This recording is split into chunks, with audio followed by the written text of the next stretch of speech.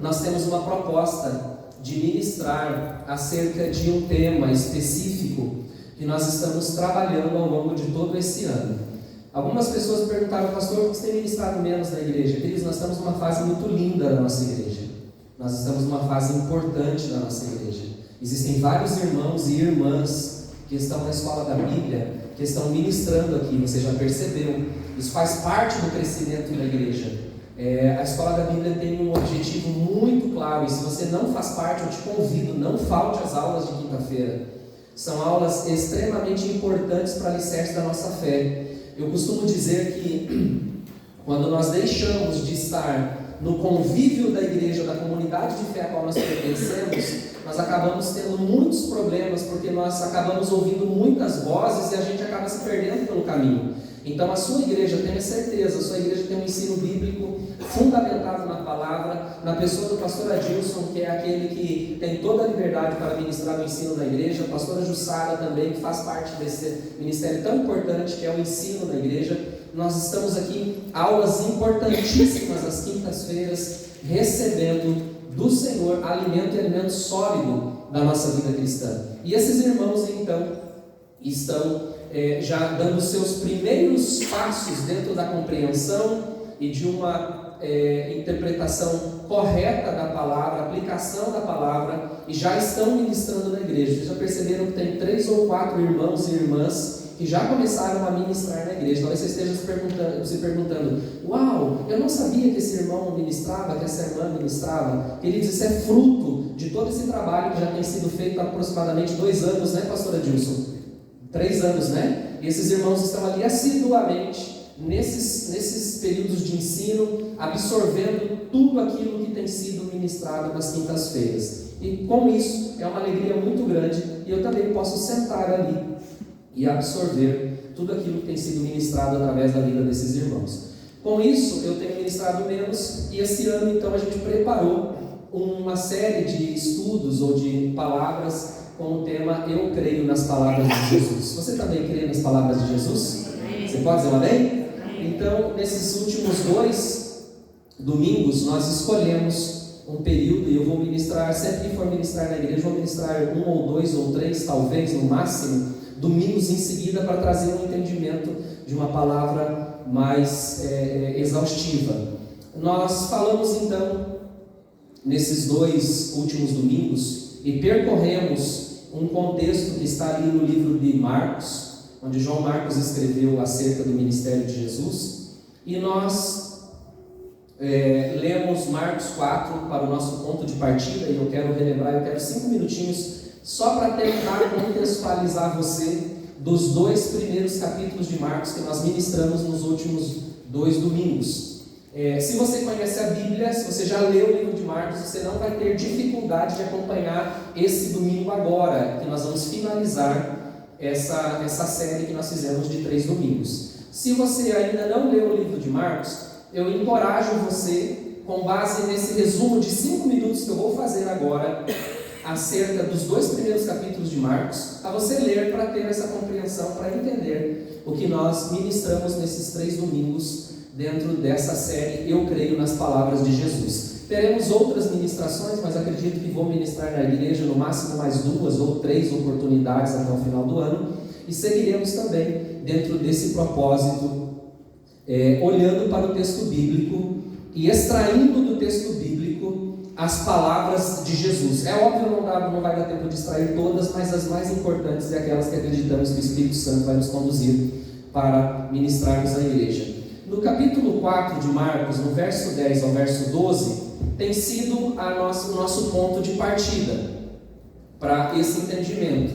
Não pudemos escolher um contexto muito longo, mas escolhemos esse contexto de Marcos 1, 2 e 3, e culminando ali com o final de Marcos capítulo 4, verso 10 e 12. Vamos ainda olhar Marcos capítulo 4, mas isso vai ficar para uma outra ocasião. Vamos olhar de forma exaustiva ali o capítulo 4. Mas eu quero junto com você, e nós extraímos aqui um entendimento para nós termos como ponto de partida Marcos capítulo 4, do verso 10 ao 12.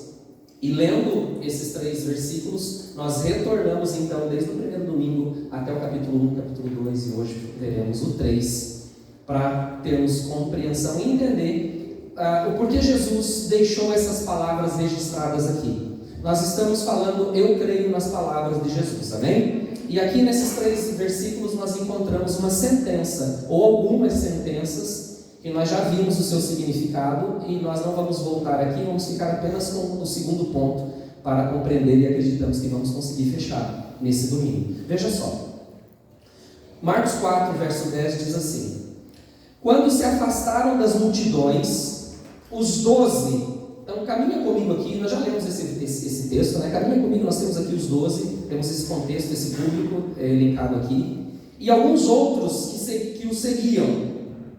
Então os 12 e esses outros que o seguiam lhe pediram para elucidar as parábolas. Veja só, esse público aqui procuraram Jesus à parte para tentar entender o que Jesus acabara de dizer ali no finalzinho do capítulo 3. Então eles chegam para Jesus e pedem: Jesus, nós queremos entender isso aqui, nos deixa saber o que o Senhor acabou de dizer. Então Jesus lhes revelou: a vós foi concedido o mistério do reino de Deus. Aos de fora, entretanto, tudo será pregado por parábolas. Veja só que os discípulos e aqueles que estavam mais próximos chegam para Jesus e dizem: Jesus, o que o Senhor acabou de dizer? Qual o sentido disso? Por que o Senhor começou a pregar por parábolas a partir de agora? E Jesus então dá uma palavra para eles aqui e diz: ó, gente, a vocês lhe foi concedido, lhe foi dado. Vocês não tinham, mas agora vocês têm, porque eu estou dando a vocês a condição de conhecer o mistério do reino de Deus. Aos de fora, entretanto, tudo será pregado por parábolas. E Jesus diz ali, ó, no 12, e é aqui que nós vamos finalizar o nosso entendimento, que nós vamos percorrendo. Você que veio nos 3 domingos, você está entendendo o que eu estou dizendo. Os outros a gente vai fazer um resumo aqui para situar. Agora Jesus diz o seguinte: com o propósito de que? Jesus explica, deixa claro aqui por que ele começou a pregar por parábolas. Jesus vinha no seu ministério, trazendo no seu início seu ministério, que nós vimos no capítulo 1 e 2, trazendo uma mensagem. De repente um fato acontece, e nós vamos encontrar esse fato aqui hoje. Hoje é o final de tudo isso, a cereja do bolo está hoje. Acontece um fato, Jesus começa a pregar por parábolas, os discípulos ouvem e falam: alguma coisa mudou. Por que o Senhor começou a falar por parábolas a partir de agora? E Jesus diz o porquê que ele começou a pregar por parábolas. E lá no 12, ele deixa claro o porquê. Ele diz: com o propósito de quê? Mesmo que vejam, não percebam. E ainda que ouçam, não compreendam. Isso para que? Jesus traz aqui ipsis literis a explicação. Isso para que não se convertam e não sejam, ou aquela tradução, que sejam perdoados. A minha tradução: isso para que não se convertam e não sejam perdoados. Veja só que aqui nós encontramos uma sentença bastante dura de Jesus. E se nós olharmos apenas para esse versículo, nós não conseguimos entender o porquê Jesus disse isso. Nós precisamos retornar, e foi o que a gente fez nos últimos 2 domingos. Retornamos ao capítulo 1, retornamos ao capítulo 2 e hoje seguimos aqui. Mas veja só, nesse capítulo 4, especificamente no verso 12, nós encontramos 2 públicos. Perceba que nós temos aqui ao menos 2 grupos de pessoas. E aqui eu começo a fazer um resuminho para você que está aqui só hoje, chegou hoje para ver essa ministração. O primeiro, nós temos um público que Jesus diz assim: a vocês foi concedido, foi lhes dado o mistério do reino dos céus. Você pode dizer um amém? Amém. A você foi dado, foi concedido conhecer o mistério do reino dos céus. Pode dizer um amém? Mas há um segundo público aqui que Jesus diz então: a eles, aos de fora, será pregado por parábolas, com o propósito de que, mesmo que eles ouçam, mesmo que eles vejam, eles não compreendam, para que não sejam perdoados e para que não se salvem. Agora, por que Jesus prega por parábolas? O próprio texto respondeu para nós ali, para que eles pudessem ver e não perceber, ouvir e não compreender. Mas porquê. Essa é a nossa chave do nosso texto hoje, da nossa compreensão, finalizando esses 3 domingos. O porquê Jesus sentenciou essas pessoas de forma tão dura. Eu não sei se você já teve essa impressão de que algumas pessoas caminham juntamente conosco por um período de tempo. Algumas pessoas frequentam a igreja, frequentam as nossas reuniões, e de uma hora para outra essas pessoas simplesmente somem. E nós às vezes, e o pastor como vê tudo, o pastor às vezes entra em crise. O que aconteceu com essa pessoa? Muitas pessoas vão para outros ministérios, têm outros propósitos, têm outros objetivos, mas continuam ali servindo ao Senhor. Mas algumas pessoas simplesmente deixam Jesus e voltam para a vida lá no mundo. Isso às vezes traz um confronto para nós. E é o mesmo confronto que nós temos aqui. Olhar para Jesus, as palavras de Jesus, e perceber que Jesus está deixando claro que algumas pessoas não vão se salvar. Isso é conflitante para nós. Isso é conflitante para nós. Qual foi o motivo que levou Jesus a tomar essa decisão de pregar utilizando parábolas? Para entender isso, nós percorremos então os 4 primeiros capítulos de Marcos, e nós vimos ali no capítulo 1, no capítulo 2, nós fizemos uma análise no primeiro domingo de quem era João Marcos, qual era a identidade de João Marcos. Nós analisamos no primeiro e no segundo domingo o contexto político, social, geográfico e temporal. Fizemos uma viagem contextual junto com vocês. Nós percebemos ali logo no primeiro capítulo, quando Jesus inaugura o reino dos céus, os 5 primeiros eventos que marcaram o início do ministério de Jesus. Nós estudamos e percorremos ali a pregação de João Marcos, o batismo de Jesus, o testemunho público da sua paternidade, a plenitude do Espírito Santo sobre Jesus e a sua aprovação no deserto. Iniciamos o capítulo 2 então, constatando que Jesus abalou as bases da religião atual ou contemporânea. Nós percebemos que Jesus iniciou seu ministério libertando um povo cativo, um povo que estava cheio de doenças, espíritos malignos e perdoando pecados. E com isso Jesus começou a chamar a atenção. Por quê? Porque ele começou a desestruturar a religião vigente da época. Nós vimos também nesses estudos que fizemos nos 2 domingos que Jesus estava diante de um judaísmo muito diferente daquele judaísmo, ou melhor, daquela lei que Deus havia dado a Moisés. O judaísmo vigente da época havia criado muitas tradições, diversas coisas incluídas na religiosidade, que acabavam impedindo o povo de chegar até Deus. E quando nós olhávamos para aquele judaísmo, e quando nós olhamos e estudamos aquele judaísmo que estava sendo pregado e vivido na época, nós percebemos e encontramos no texto bíblico que havia muita diferença da lei de Moisés.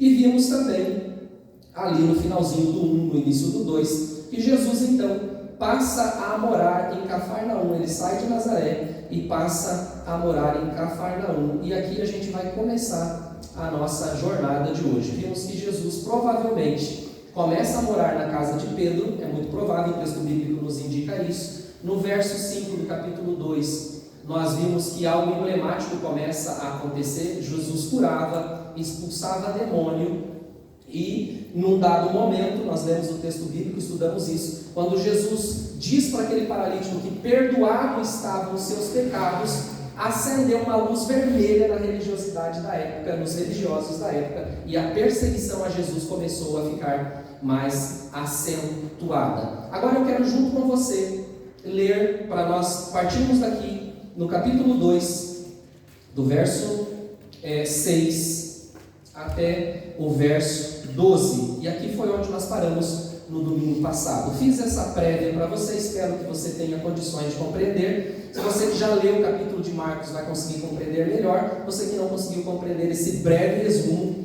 eu encorajo você a ler os 2 primeiros capítulos de Marcos. Mas vamos juntos caminhar a partir de agora. Veja só então que Jesus inicia o seu ministério na região da Galileia. Falamos da região geográfica, não vamos voltar a falar sobre isso, o que representava a Galileia naquele período. Mas aqui no capítulo 2, do verso 6 ao verso 12, nós percebemos que algo começa a acontecer. Veja só, Jesus, nesse cenário, é onde nós paramos domingo passado, é quando descem aquele paralítico, aonde Jesus estava em Cafarnaum, aonde é retirado aquela parte do telhado, e Jesus então dá uma declaração ao paralítico. Vamos ali no verso 5 para você compreender. Observando a fé que eles demonstravam, Jesus declarou ao paralítico: Filho, perdoados estão os seus pecados. Entretanto, alguns mestres da lei, que por ali estavam sentados, julgaram no seu íntimo: por que esse homem fala desse modo? Ele está blasfemando, ele está insultando ao Senhor. Quem afinal pode perdoar pecados, a não ser exclusivamente Deus?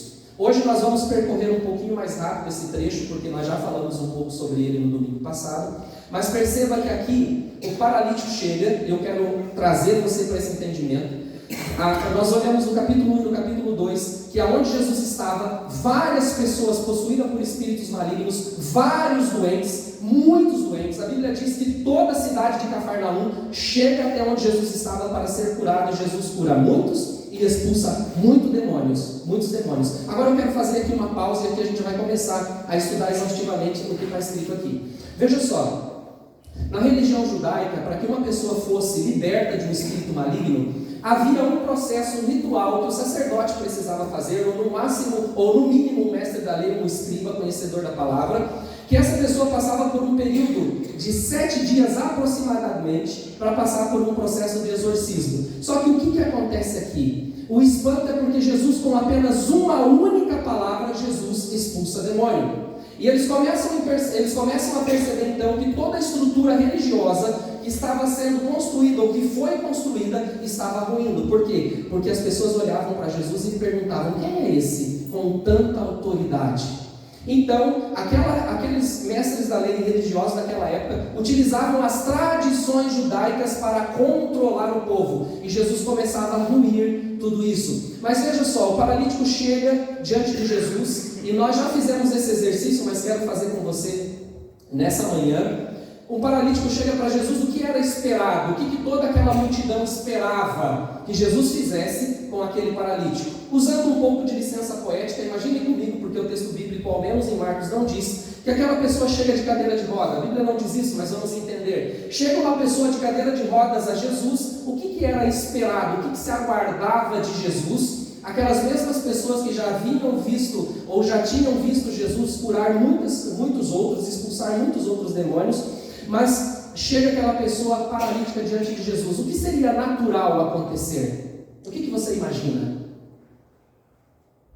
Seria natural que Jesus dissesse para ele: levanta e anda. Era tudo isso que as pessoas estavam esperando. E Jesus desse uma palavra de ordem e que ele saísse andando. Mas veja só que exatamente nesse primeiro momento não é isso que Jesus diz. O que Jesus diz para ele? Perdoados estão os seus pecados. Os fariseus olham para aquilo e dizem: ele está blasfemando. Só um pode perdoar pecados. Só Deus pode perdoar pecados. O que esse homem está querendo dizer? E aqui começa então toda uma perseguição sobre quem Jesus era e quem Jesus representava. E eles dizem no 7: como pode esse homem falar desse modo? Está blasfemando, afirmando que pode perdoar pecados. Apenas Deus pode perdoar pecados. Na mente daqueles religiosos da época, eles já começaram a entender: ele está se colocando no lugar de Deus. E era exatamente isso que Jesus queria mostrar e provar. O verso 8 diz que Jesus imediatamente percebeu em seu espírito que era isso que eles estavam arduindo. Ele lhes questionou: por que cogitais dessa maneira no seu coração? O que é mais fácil dizer ao paralítico? Perdoados estão os teus pecados, ou levanta-te, toma a tua maca e sai andando.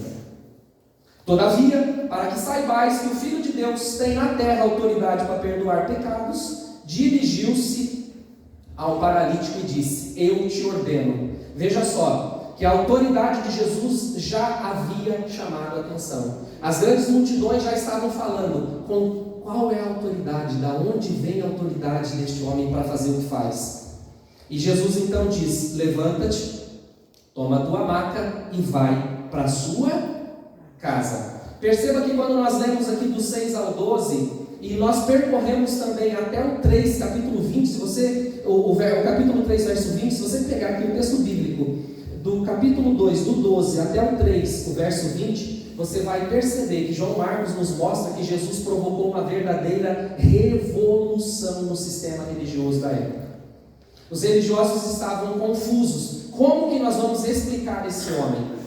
Todo aquele poder, todo aquele domínio, todo aquele poder de persuasão sobre o povo estava sendo desconstruído. Porque o povo já estava olhando para Jesus e estava dizendo: uau, antes eu precisava de uma série de rituais para ser liberto. Antes eu precisava passar por um período de exorcismo enormemente longo para poder ser liberto espiritualmente. Agora uma palavra e eu sou liberto. A cidade de Cafarnaum, a Bíblia diz que toda a cidade de Cafarnaum, no início do ministério de Jesus, eu fico pensando no privilégio que essa cidade teve.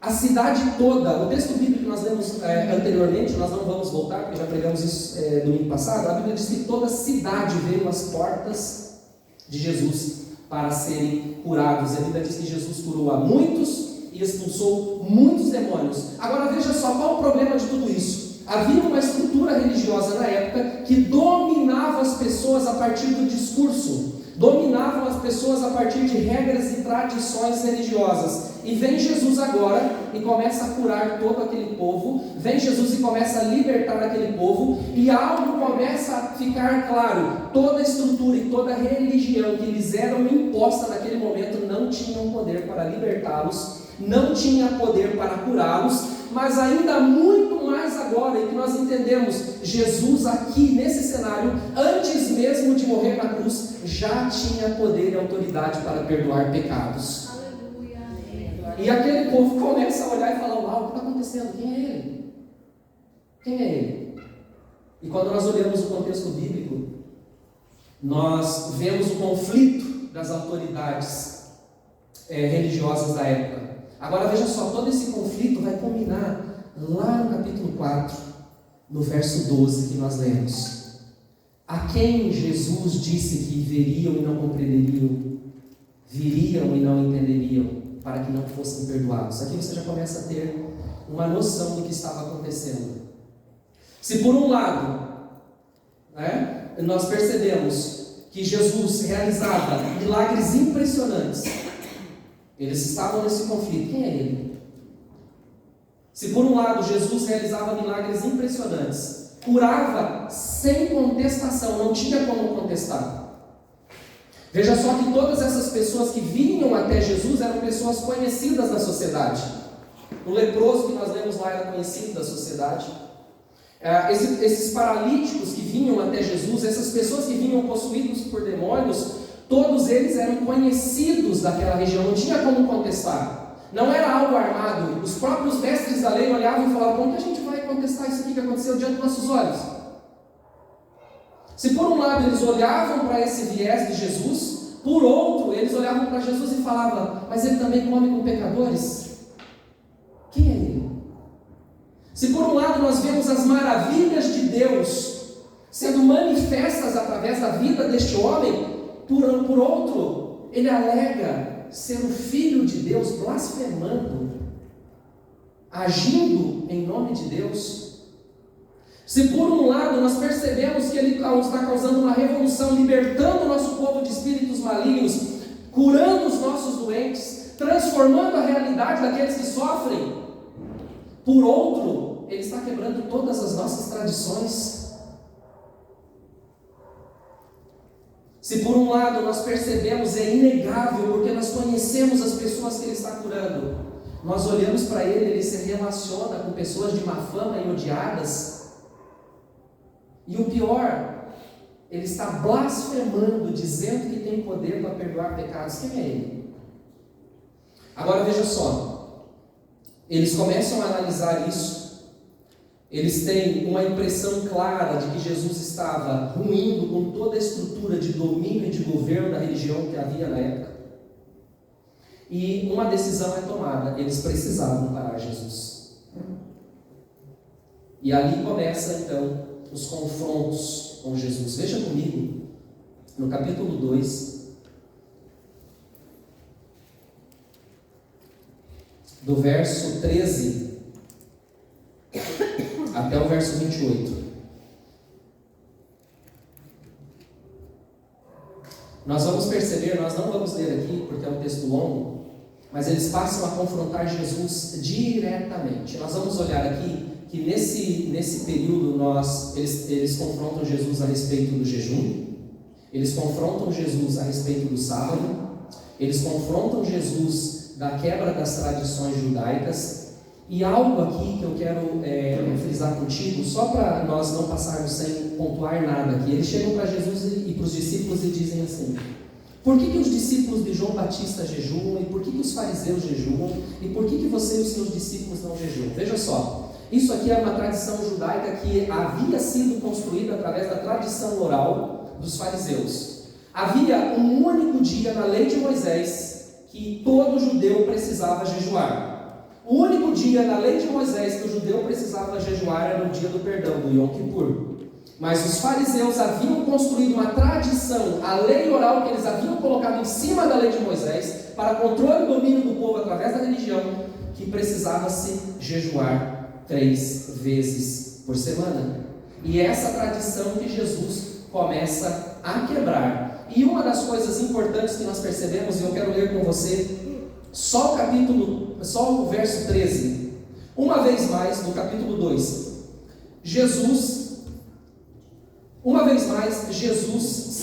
saiu Jesus e foi caminhar na praia. E toda a multidão vinha ao seu encontro e ele ensinava. Veja só, Jesus passou a se tornar uma referência de ensino. Mas qual era o grande problema disso? Todo o ensino de Jesus era contrário às tradições judaicas da época.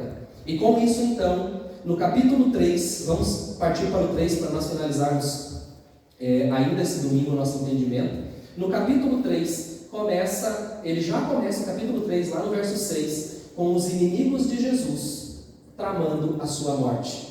Ou seja, Jesus escalou tanto a sua mensagem, foi a tantas pessoas. Nós percebemos lá no capítulo 2, que nós lemos no domingo passado, que Jesus ficou, a fama de Jesus passou por toda a Galiléia, chegando até mesmo a Fenícia, e todas essas cidades, Corazim, Betsaida, Decápolis, todas essas cidades Jesus percorreu, curando pessoas, expulsando demônios e perdoando pecados. E isso chamou a atenção, e quando nós olhamos na geografia, essas cidades estavam no norte do território, ou seja, os líderes religiosos que tinham sua sede em Jerusalém começaram a ouvir a fama de Jesus e subir até a Galiléia para começar a colocar Jesus à prova. E quando eles percebem que realmente Jesus era alguém que estava revolucionando a época, eles decidem matar Jesus.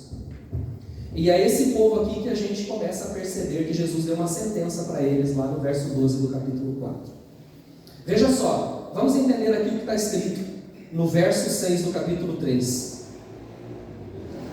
Diante disso, retiraram-se os fariseus, acompanha lá comigo o verso 6 do capítulo 3, e iniciaram um acordo com os herodianos, uma conspiração contra Jesus, e tramavam um meio de condená-lo à morte. Agora veja só, quem eram os herodianos e quem eram os fariseus? Percebam que havia vários partidos políticos e religiosos dentro da estrutura do judaísmo da época. Os herodianos basicamente eram os defensores do Império Romano. Ou seja, os religiosos da época se uniram a pessoas que tinham força do Estado para começar a perseguir Jesus. Agora, no verso 7 ao verso 11 do capítulo 3, nós vemos que não era mais possível esconder o que estava acontecendo. Acompanha comigo.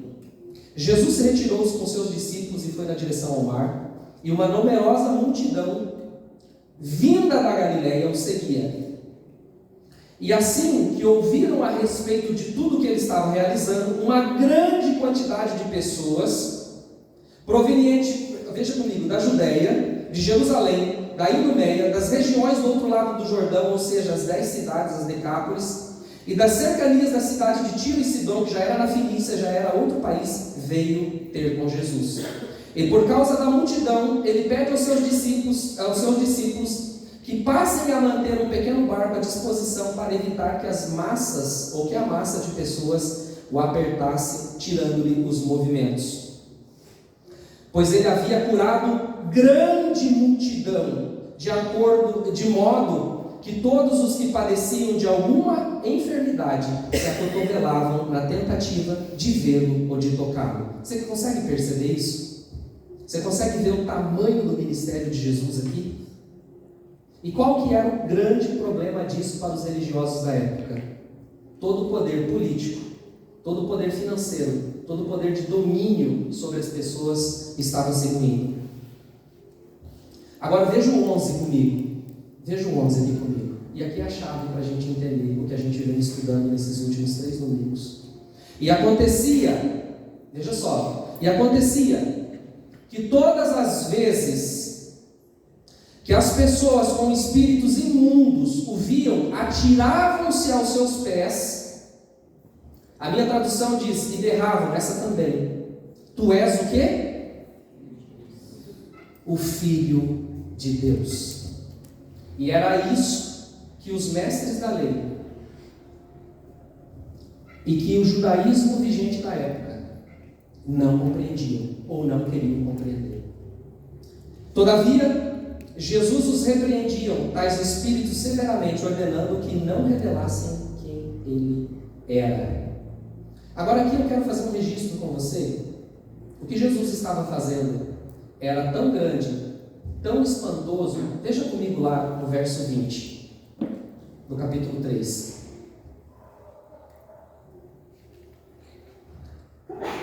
Jesus inicia o seu ministério. Jesus começa a pregar a mensagem de arrependimento do reino. Jesus começa a dizer: arrependei-vos porque é chegado o reino dos céus. Os judeus e os fariseus da época olhavam e diziam: o quê? Eu me arrepender? Eu sou filho de Abraão? Eu não tenho que me arrepender de nada, não. O que esse homem está dizendo? Esse homem cura, esse homem expulsa demônios. Só que tem um grande problema: esse homem se coloca na posição de Deus. E isso começa a chamar a atenção deles, mas não só a atenção deles. Veja só que no verso 20 nós temos uma declaração. Jesus foi para casa, aqui nós vamos entender que ele volta então para Cafarnaum. Ele volta provavelmente para a casa de Pedro. Então Jesus foi para casa, e uma vez mais, grande multidão se apinhou de tal maneira que ele e seus discípulos não conseguiam nem ao menos comer pão. Veja o tamanho do ministério de Jesus, o tamanho da influência de Jesus já naquele momento. Agora veja só, olha o que está escrito ali no verso 21. Quando os familiares de Jesus tomaram conhecimento do que estava acontecendo, partiram para forçá-lo a voltar, porque comentavam: ele perdeu o juízo. Agora acompanhe comigo aqui. O que o texto está nos dizendo aqui? Os familiares de Jesus. Então aqui é muito provavelmente que José, nessa época, acredita-se que já não estava mais vivo, mas aqui ao menos a mãe de Jesus e alguns irmãos de Jesus olharam para tudo que está acontecendo e falaram: uau, ele ficou doido, ele ficou louco. Algumas traduções dizem que eles foram até lá para prender Jesus e trazer Jesus de volta para Nazaré. Agora veja só, veja o tamanho, o que Jesus, a revolução que Jesus estava causando na época como Filho de Deus. A própria mãe de Jesus, que foi visitada por um anjo, e diz: bendita sois vós entre as mulheres, porque o teu ventre trará o Salvador do mundo. E quando Jesus começa a desenvolver o seu ministério como Filho de Deus, a mãe de Jesus olha para ele e diz: o que aconteceu com meu filho? Meu filho perdeu o juízo. E aqui nós temos algumas implicações, principalmente para os nossos irmãos católicos, que acreditam que a mãe de Jesus intercede por nós. No ministério terreno de Jesus, a própria mãe de Jesus teve dificuldade para entender que Jesus era o Filho de Deus. Nesse cenário, a mãe e os irmãos de Jesus saem de Nazaré, descobrem que Jesus tinha voltado, que Jesus viajava pelas regiões e voltava para Cafarnaum. E a Bíblia diz que eles acreditavam que Jesus havia perdido o juízo. Nós não vamos ler esse texto, mas nós vamos ler mais à frente que eles chegam até onde Jesus estava e alguém diz assim: Jesus, sai fora, tua mãe e os teus irmãos. E Jesus diz: meus irmãos, a minha mãe, ou seja, aqueles que são meus parentes mais próximos, Meus irmãos são aqueles que fazem a vontade do meu Pai. Agora veja só, se a mãe e os irmãos de Jesus tinham dificuldade de entender quem ele era, imagine os religiosos da época, a dificuldade de entender quem Jesus era. E é nesse cenário que nós percebemos João Marcos apresentando o ministério de Jesus. Agora caminhe comigo aqui. Chega no verso 22 do capítulo 3, diante de tudo aquilo que estava acontecendo, diante de todas as afrontas que os mestres da lei e os confrontos que eles fizeram com Jesus e que nós lemos no capítulo 1 e no capítulo 2, alguém apresenta uma solução. Eles começam a se perguntar, como nós vamos explicar quem ele é? Se nós formos e simplesmente prendê-lo, como que nós vamos dar satisfação a esse povo que está sendo liberto? Como que nós vamos encarar todo esse povo que está sendo curado das enfermidades? Como que nós vamos conseguir tirar Jesus do meio desse povo e dizer, olha, ele é blasfemo, ele não é filho de Deus? Ou seja, qual argumento nós vamos ter para encerrar, para parar esse Jesus? E alguém tem uma ideia. Alguém, dentro daquele cenário, daqueles herodianos, daqueles fariseus, aquele povo que estava tentando pegar Jesus em várias situações, contestando o ministério de Jesus, dá uma sugestão. E qual é a sugestão que é dada? Acompanhem comigo. Ali no verso 22 do capítulo 3. Jesus está então, o cenário é Jesus na casa de Pedro em Cafarnaum. A mãe e os irmãos de Jesus saem para prendê-lo, acreditando que ele tinha perdido o juízo. Os mestres da lei são confrontados por Jesus, quando Jesus cura, expulsa demônio, perdoa pecados. Eles se juntam, começam a se juntar os poderes da época para prender Jesus. Mas lá no verso 22, alguém dá uma ideia. E veja só, quem é que dá a brilhante ideia? Os mestres da lei. Eram os mais confrontados da época. Vamos tentar entender um pouquinho quem eram os mestres da lei. Os mestres da lei eram aquelas pessoas consideradas os detentores do conhecimento.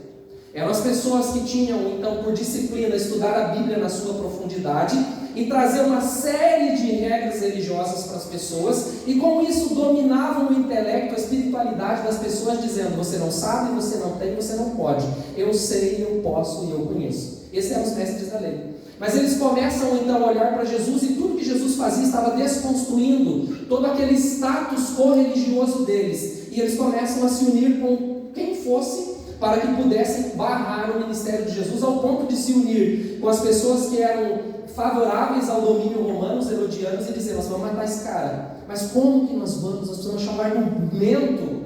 Como que nós vamos chegar para aquele paralítico, por exemplo, e dizer, olha, essa pessoa que te curou, nós vamos matá-lo? Não havia como. E alguém tem essa brilhante ideia aqui de dar essa sugestão. Mas os mestres da lei que haviam descido de Jerusalém exclamavam, veja só, eles haviam ouvido de Jesus, Jesus estava realizando seu ministério na Galileia, eles saem de Jerusalém para encontrar esse argumento, para encontrar essa oportunidade de barrar o ministério de Jesus, e alguém ali diz assim, e se nós falarmos então, se a gente sugerir que esse Jesus aí está possuído por Beelzebul, e é pelo poder de Beelzebul que ele faz tudo isso? Veja só o que está no verso 22. Os mestres da lei que haviam descido de Jerusalém exclamavam, ele está possuído por Beelzebul, e mais, é pelo poder do príncipe dos demônios que ele expulsa demônios. Veja só, qual é o problema disso? O problema disso é que quando nós olhamos lá no capítulo 1, Jesus sendo batizado por João Batista, uma voz desce do céu. E o que essa voz que desce do céu diz? Esse é o meu filho amado, em quem eu me comprazo. E um outro ato contínuo, a Bíblia nos deixa saber que o Espírito Santo de Deus desce no formato como uma pomba e torna Jesus pleno do poder do Espírito Santo. E havia uma profecia, a gente vai encontrar em Isaías principalmente, Isaías 61, que o Messias esperado pelo judeu era alguém cheio do Espírito Santo. E todo o poder que operava em Jesus, ou melhor dizendo, operava através do poder do Espírito Santo para curar os enfermos, era o poder do Espírito Santo que estava em Jesus, que expulsava demônios, Era o poder que estava em Jesus através do Espírito Santo, que curava as pessoas, que perdoava pecados. Mas os mestres da época, os conhecedores da palavra da época, os religiosos disseram: vamos então trazer um entendimento e vamos dizer para o povo que ele está possuído por demônios. Qual que é o problema disso? Eles estavam dizendo que não era o Espírito Santo que estava em Jesus que operava tudo que operava, mas que era o próprio Satanás que estava operando. Veja só qual a implicação disso. No verso 22, 23 e 27, nós encontramos a seguinte sentença: mas os mestres da lei que haviam descido de Jerusalém exclamavam: ele está possuído por Beelzebul. E mais, é pelo príncipe dos demônios que ele expulsa demônios. Foi então que Jesus, presta atenção no que o texto está dizendo, foi então que Jesus o chamou mais para perto. Chegou através de demônios que eu estou expulsando demônios, chega aqui. Então ele chamou os fariseus para cá. E ele diz assim: e foi então que Jesus o chamou mais para perto e lhes ademoestou por parábolas. No texto de João Marcos, nos escritos de João Marcos, é a primeira vez que Jesus começa a pregar por parábolas. E é para esse público que atribuiu o poder do Espírito Santo que agiu em Jesus, esse público havia atribuído a Satanás. E aí Jesus começa a falar por parábolas. Como é possível Satanás expulsar Satanás? Aí ele traz aquele texto tão conhecido: se um reino estiver dividido contra si mesmo, como poderá subsistir? Mas veja só o que Jesus faz lá no verso 27. Vamos pular lá para o verso 27. De fato, ninguém pode entrar na casa do homem forte e furtar dali os seus bens, se primeiro não o amarre. Só depois conseguirá saquear da casa dele. Jesus estava dizendo: se eu expulso Satanás porque eu já amarrei Satanás. Jesus está dizendo: esse homem forte aqui, no sentido de trazendo uma alusão a Satanás, eu opero o que eu opero, não é pelo poder de Satanás, é pelo poder do Espírito Santo. Eu faço o que faço, eu expulso o demônio, eu perdoo o pecado, porque eu já amarrei Satanás. E Jesus continua dizendo para eles: com toda certeza vos asseguro, veja só, presta atenção nas palavras de Jesus. Com toda certeza vos asseguro que todos os pecados e blasfêmias dos homens lhes serão perdoados. Veja só, a primeira coisa que a gente entende aqui: todo pecado será perdoado pelo poder que há no sangue de Jesus.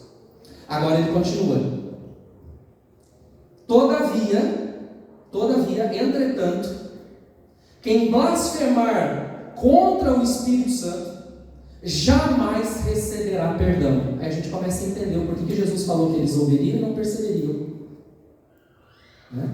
Ouviriam e não entenderiam, para que não fossem perdoados. Aqui está a explicação. Veja só, veja o que Jesus disse: todavia, quem blasfemar contra o Espírito Santo jamais receberá perdão. Pelo contrário, será culpado de pecado eterno.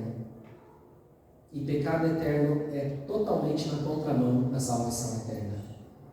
Agora veja só, o outro versículo, o próximo versículo, explica isso. O texto deixa claro isso, está explicado aqui. Jesus explicou. O que Jesus explicou? Isso porque eles estavam exclamando. Eles quem? Os fariseus, mestres da lei. Ele está possesso por um espírito imundo. Jesus está dizendo: as portas do reino lhes foram fechadas, porque eles blasfemaram contra o Espírito Santo e atribuíram a Satanás uma obra que o Espírito Santo está operando. Existem vários segmentos, entendimentos acerca do que é a blasfêmia do Espírito Santo, mas eu quero ficar só com o texto aqui. Eu quero ficar só com o que Jesus diz aqui. Atribuir a Satanás aquilo que o Espírito Santo está operando é um pecado sem perdão. Eles atribuíram ao príncipe dos demônios. A gente não vai falar sobre Beelzebul, porque o objetivo não é falar sobre ele aqui. Mas quando nós vamos analisar quem era esse demônio no cenário religioso da época, nós vamos perceber que não era qualquer demônio. Era o maioral de todos. E eles deram essa sugestão: quando lhes foi confrontado toda a estrutura, toda a dureza do seu coração, porque nós percebemos e nós passamos por esse texto, e eu encorajo você a ler, e Jesus chega na sinagoga num determinado momento, e tem ali um homem de mão ressequida, e ele pergunta para os mestres da lei: o que se pode fazer no sábado, o bem ou o mal? E eles ficam calados, e a Bíblia diz que Jesus se entristeceu com a dureza do seu coração. Queridos, esse texto, todo esse estudo nos faz um apontamento. A religiosidade fecha as portas do reino dos céus. Nós temos que tomar muito cuidado com tradições e regras religiosas. Quando nós olhamos e percorremos esses 4 capítulos, ou esses 3 ou 4, nós vamos percorrer um pouco mais para frente, nós percebemos que muitos judeus da época reconheceram que Jesus era o Filho de Deus. Nós podemos começar pelos 12 discípulos que eram judeus e reconheceram que Jesus era o Filho de Deus. Demoraram um período para entender o que estava acontecendo, mas compreenderam que Jesus era alguém que merecia ser ouvido. Nós percebemos, e o texto bíblico diz que além dos 12 haviam várias pessoas que caminhavam com Jesus e que haviam percebido que Jesus era o Filho de Deus. Nós percebemos que a família de Jesus entra numa crise terrível com a identidade de Jesus, ao ponto de acreditar que ele estava louco. Mas nós vamos perceber que no final essa crise ela se acalma, e eles começam a perceber que Jesus realmente era o Filho de Deus. Agora, quando nós olhamos para o verso 11 do capítulo 4, nós percebemos que os discípulos e alguns outros chegam para Jesus e dizem assim: Senhor, nos explica essa parábola. Um coração quebrantado para chegar até Jesus e dizer: eu posso até não estar entendendo o que o Senhor está dizendo, mas me explica, porque eu não posso viver sem a sua presença. E por outro lado, nós percebemos aqueles que endureceram o seu coração, porque a religiosidade os impediu de conhecer realmente que Jesus era o Filho de Deus. E aqui nós temos essa sentença tão dura a esse público. A partir de agora, então, Jesus dá um basta para esse público e diz: a partir de agora, aos de fora, e vocês são os de fora, tudo lhes será pregado por parábolas, com um propósito específico. Vocês não vão se salvar, vocês não serão perdoados, vocês não conhecerão, não compreenderão, vocês olharão para tudo isso que o Filho de Deus está fazendo, mas vocês não vão conseguir ter acesso ao reino de Deus, por um motivo, claro: vocês atribuíram a Satanás o que o Espírito Santo está fazendo na terra. E com isso eu quero pedir para que você se coloque de pé.